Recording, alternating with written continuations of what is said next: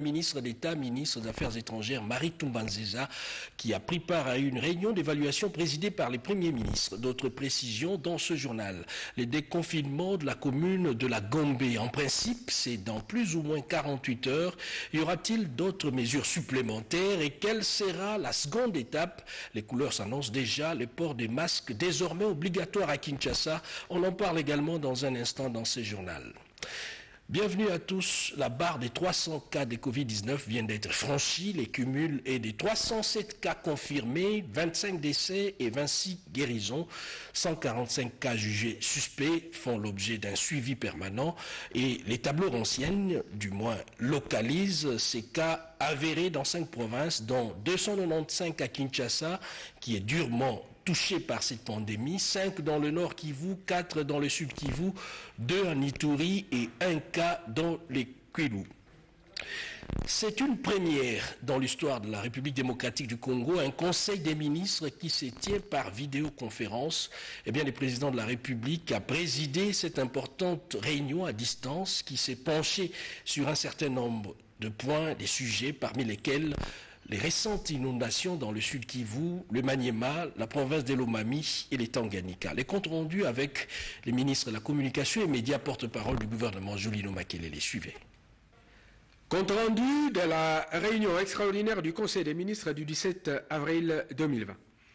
Ce vendredi 17 avril 2020 s'est tenu en vidéoconférence à la Cité de l'Union africaine et à l'hôtel du gouvernement la réunion extraordinaire du Conseil des ministres sous la présidence de son Excellence M.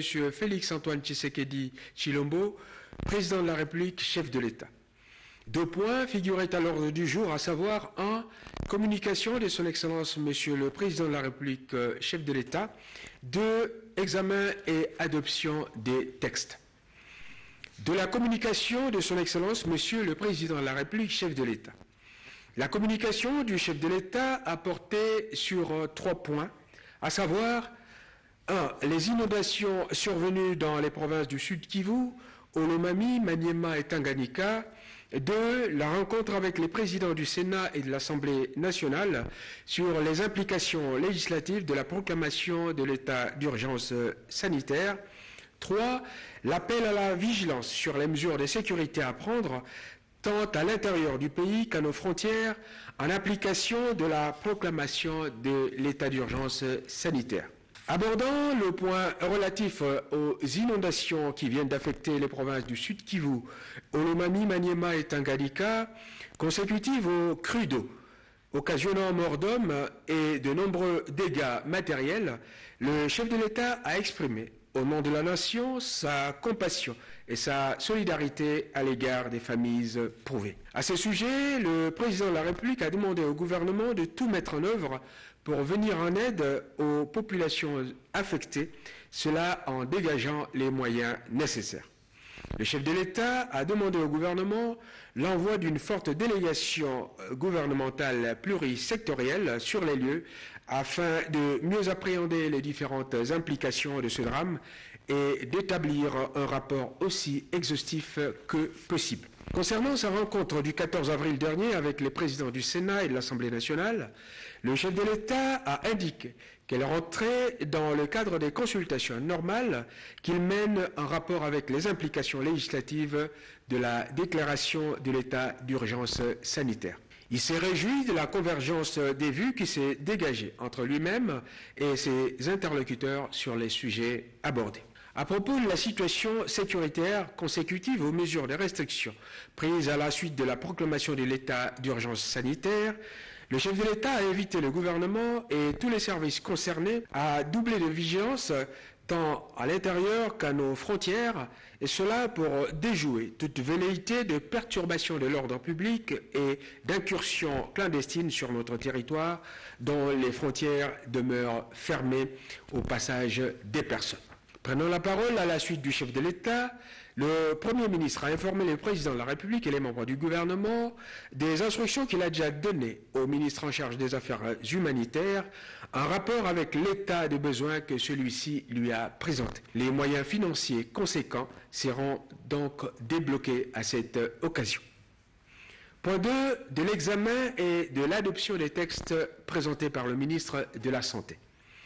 Le ministre de la Santé publique a présenté au Conseil des ministres 3 projets de textes en rapport avec le Covid-19, à savoir un projet d'ordonnance modifiant et complétant l'ordonnance numéro 20/014 du 24 mars 2020 portant proclamation de l'état d'urgence sanitaire pour faire face à l'épidémie de Covid-19.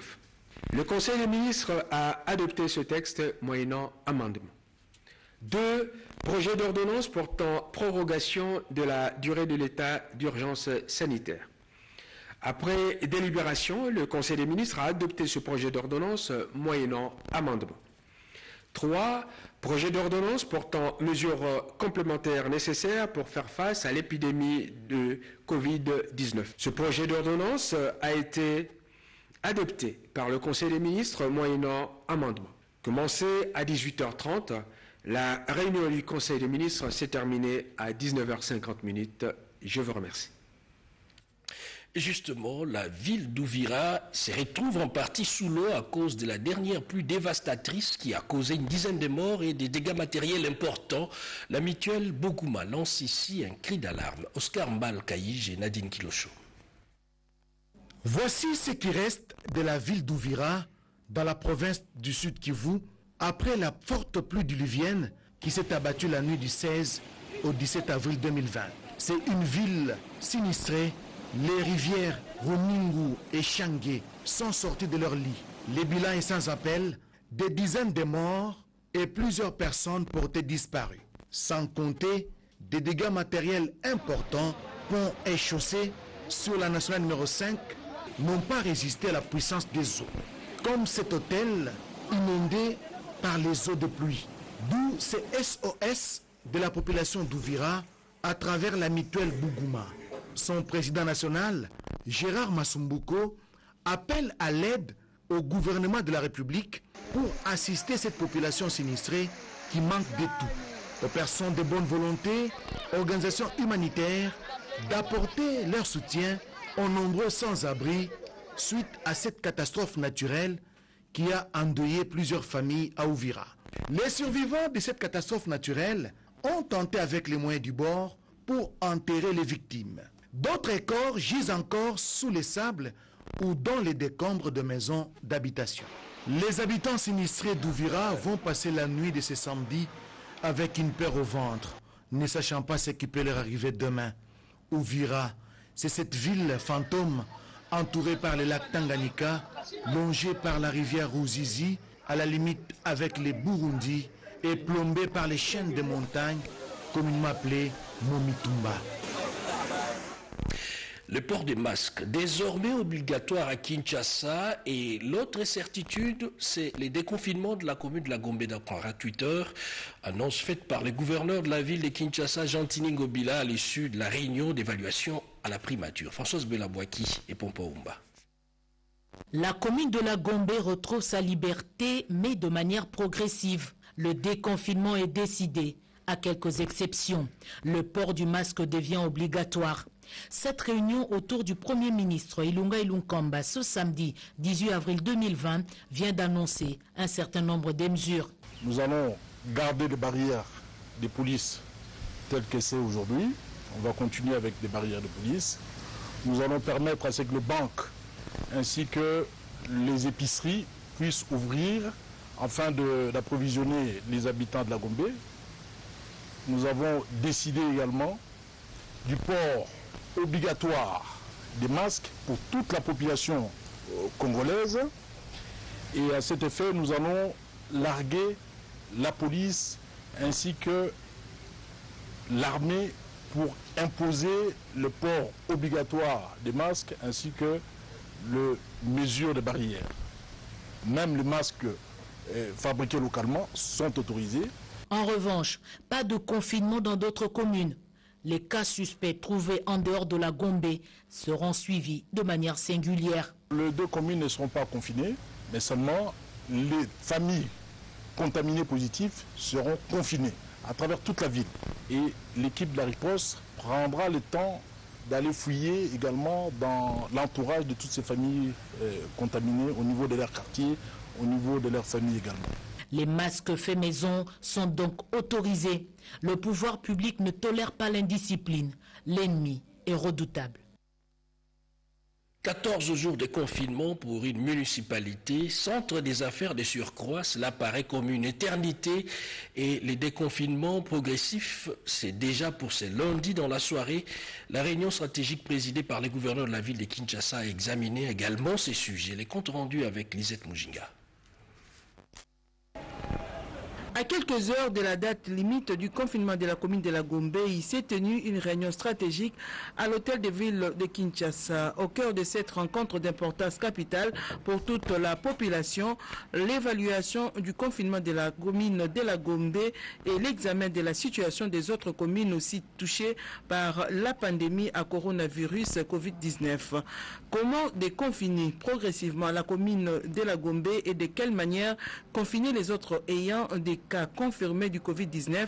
C'est autour de cette question qu'ont discuté le gouverneur de la ville-province Kinshasa, Gentilingo Bilambaka, et plusieurs parties prenantes, dont le coordonnateur du secrétariat technique du comité des ripostes contre le Covid-19, le docteur Jean-Jacques Mouyembe, le commissaire provincial de la police ville de Kinshasa, le général Silvano Kassongo, l'administrateur délégué de la Fédération des entreprises du Congo, Kimona Bonongue, les différents représentants des services de sécurité auxquels se sont joints plusieurs membres du gouvernement provincial et des membres du cabinet du gouverneur de la ville-province Kinshasa. Selon le docteur Jean-Jacques Mouyembe, le confinement a apporté de bons résultats. Quant aux faiblesses constatées, elles ont été analysées minutieusement pour des solutions adéquates lors de prochaines opérations. Les combats contre le Covid-19 continuent et l'ultime objectif est d'épargner les districts de la Tchangou. Notons qu'une prochaine réunion se tiendra pour formaliser les options levées au cours de cette grande réunion. La plupart arrivés à bout de ressources et bloqués après la fermeture des frontières suite au Covid-19. Les Congolais de Dubaï, au total 318, devront regagner les pays en principe la semaine prochaine. Une confirmation de la ministre d'État, ministre des Affaires étrangères Marie Toumbanzeza au sortir d'une réunion présidée par les premiers ministres Sylvestre Ilunga Ilunkamba. Encore une fois, Françoise Belabouaki et Pompo Omba. Cette réunion présidée par le Premier ministre Ilunga Ilunkamba ce samedi 18 avril 2020 a levé les options à prendre pour entamer le mouvement de Dubaï. Nos nombreux compatriotes, car ils sont au nombre de 318, qui sont à Dubaï, vont pouvoir rentrer à la maison la semaine prochaine. C'est quasiment, on a quasiment finalisé le dossier Dubaï. Maintenant, il reste le dossier Turquie, il reste le dossier Inde et le dossier Afrique du Sud. Le travail d'identification semble poser problème, a indiqué la ministre d'État aux Affaires étrangères, d'où l'appel de Marie Toumbanzeza aux compatriotes. Quand vous voyagez, faites-vous signaler à votre ambassade, parce que c'est ça qui nous retarde maintenant. Si nous pouvions facilement contacter nos compatriotes, puisqu'ils auraient été identifiés dans nos ambassades, il n'y aurait pas eu de problème, on aurait déjà quasiment tout fini. Le message du gouvernement Ilunkamba est clair. Le travail se poursuit jusqu'au rapatriement du dernier Congolais concerné par cette opération avant de le mettre en quarantaine une fois au pays. Des cas de violation de droits de l'homme enregistrés en Chine pendant cette période de lutte contre le coronavirus à l'échelle mondiale, des actes posés à l'endroit de la communauté noire dont certains Congolais, l'ambassadeur de Chine en poste à Kinshasa était justement devant la commission des droits de l'homme du Sénat pour fournir des explications. Suivez.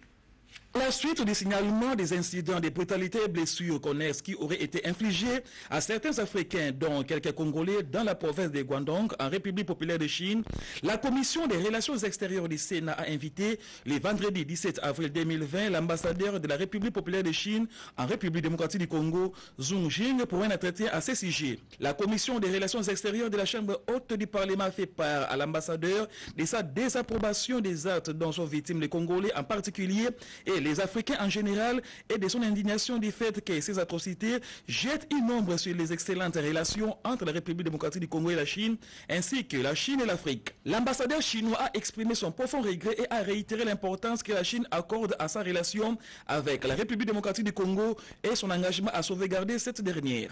Je crois qu'avec toutes les mesures mises en place, la situation est en train de s'améliorer sensiblement.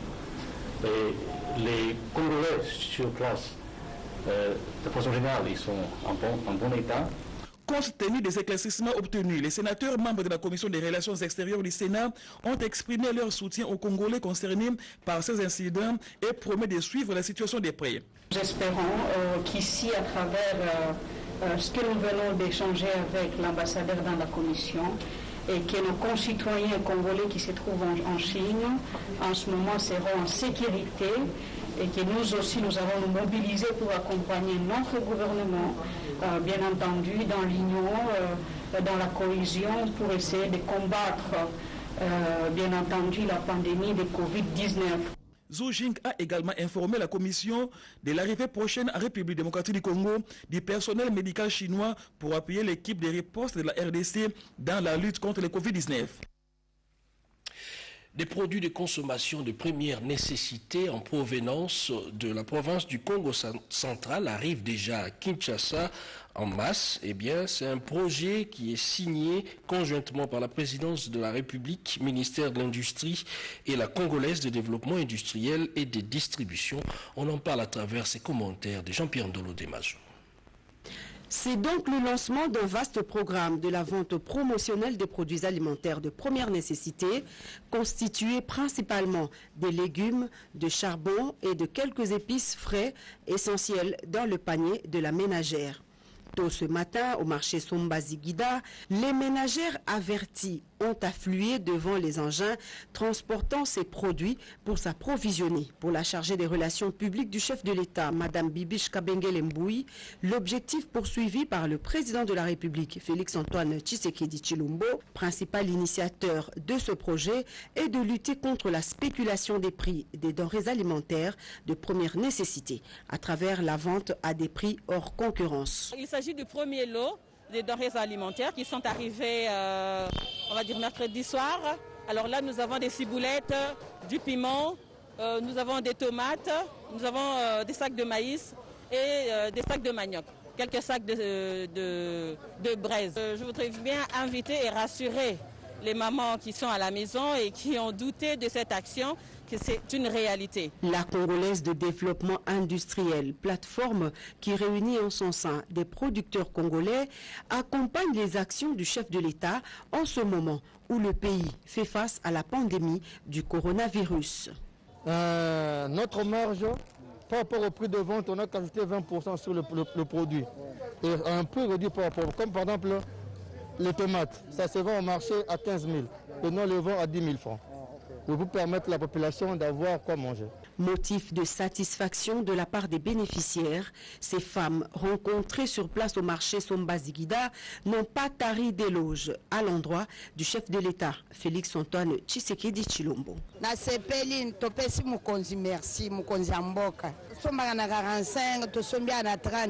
Je sais que c'est un bon prix et avec cette pénurie qu'il y a ce jour-ci, c'est vraiment intéressant qu'on ait ce prix-là. Après le marché Ziguida, le programme va s'étendre sur d'autres sites prévus par la présidence de la République.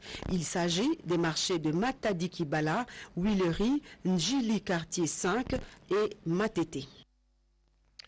Et ces messages de condoléances de l'autorité des régulations et de contrôle des assurances ARCA adressés à la Direction générale des douanes et accises DGDA.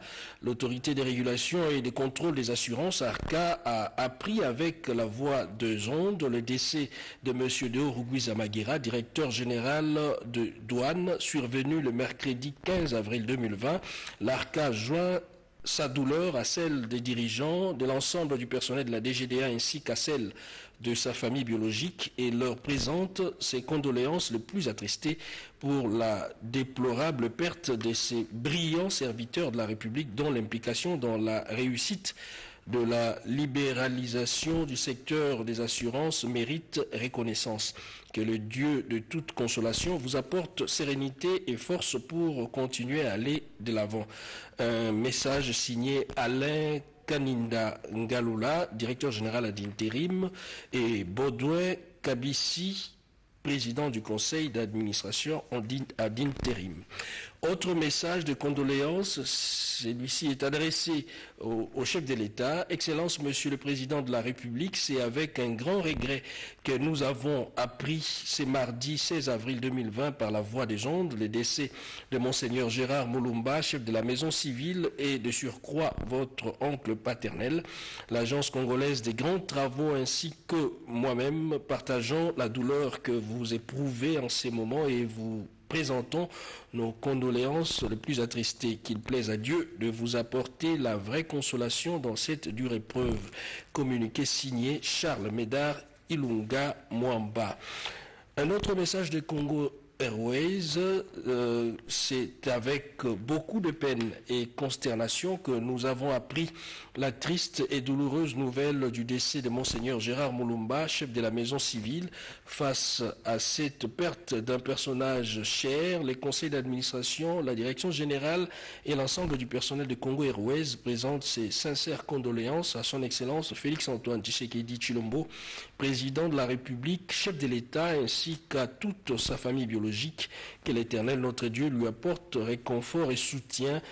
Message signé Désiré Balaziré Pantou, directeur général, honorable Louise Mayuma Kassende, présidente du conseil d'administration.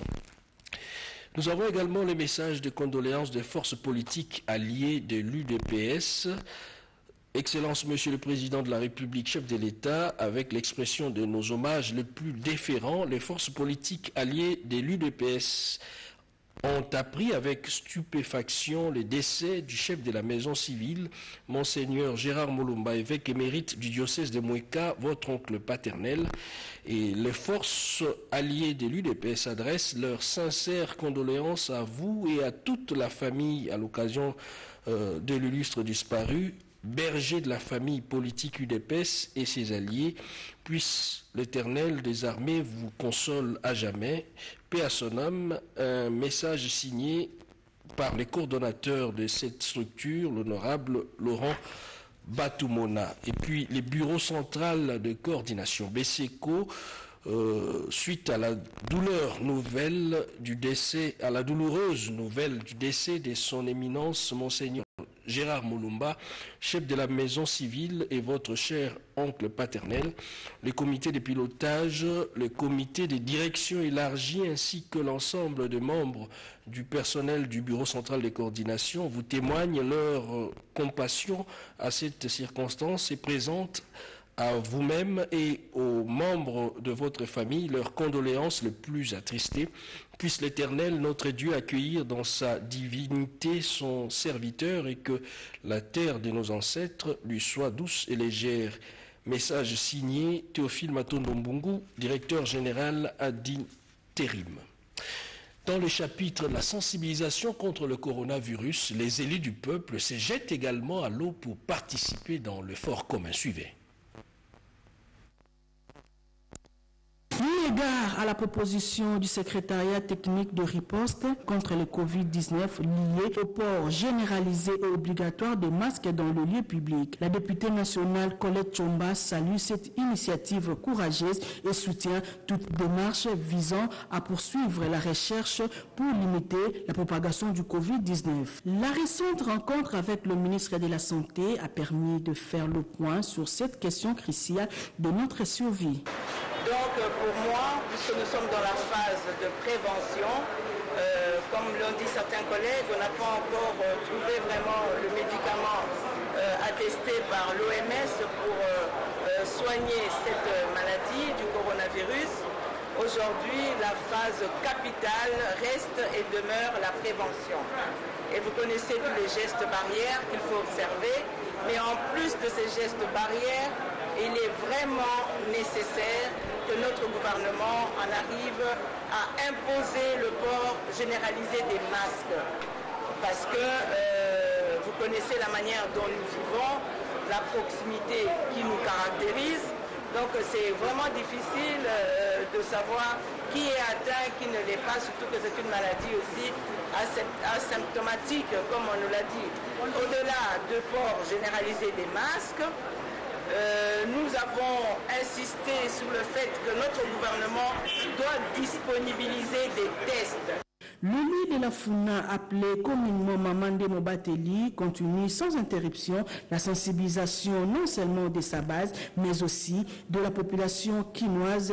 Dans son exemple, a utilisé ces masques anti-cipagne. Ces masques à moindre coût et réutilisables après lavage sont l'œuvre de la Fondation Laurent Désiré Kabila, chapeautée par la députée nationale Jeannette Kabila, et dont le premier lot a été remis aux femmes maraîchères pour cet élu de la Funa qui a étendu le même geste en l'endroit des chauffeurs de taxi moto. Joseph Kokoniangi Witanene, autorité morale de l'Alliance des paysans indépendants, se lance également dans la lutte contre le Covid-19 dans le Haut-Katanga. D'autres activités de même nature à travers ses commentaires des Patience Mboyo. Suivez.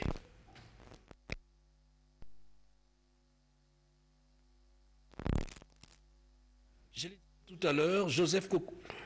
Les sanitaires, les drépanocytaires ont besoin de l'attention particulière pour faire face à la pandémie de Covid-19. C'est ce qui justifie cet acte de générosité posé par l'honorable Henriette Ouamou à l'hôpital Mabanga situé dans la commune de Kalamo, où elle a remis au staff dirigeant de cet établissement spécialisé dans le traitement des drépanocytaires un lot important de matériel sanitaire pour combattre le Covid-19. L'honorable Henriette Ouamou appelle aux drépanocytaires de mieux se protéger contre le Covid-19. Pour l'hôpital Mabanga, qui fait déjà face d'énormes difficultés, le don de l'honorable Henriette Ouamou est le bienvenu. Profitant de la visite d'Henriette Ouamou à l'hôpital Mabanga, quelques drépanocytaires accouchés il y a quelques semaines sont malheureusement bloqués, faute de paiement des frais d'hospitalisation. Elles ont lancé un appel à l'honorable Henriette Ouamou pour leur libération. Les cris de détresse de ces femmes ont trouvé un écho favorable. L'autorité de l'APC Henriette Ouamou a tout de suite pris en charge les frais d'hospitalisation de ces femmes pour que chacune regagne sa famille respective. Cap vers l'hôpital général de Makala situé dans la commune de Selembaou, même geste où le médecin directeur a réceptionné ces dons de l'honorable Henriette Ouamou. Ici à l'hôpital général de référence de Makala, l'eau ne coule plus. Le personnel soignant craint le risque de propagation de plusieurs maladies. Aussitôt saisi du dossier, l'honorable Henriette Ouamou a interpellé les autorités compétentes à trouver des solutions quant à ce.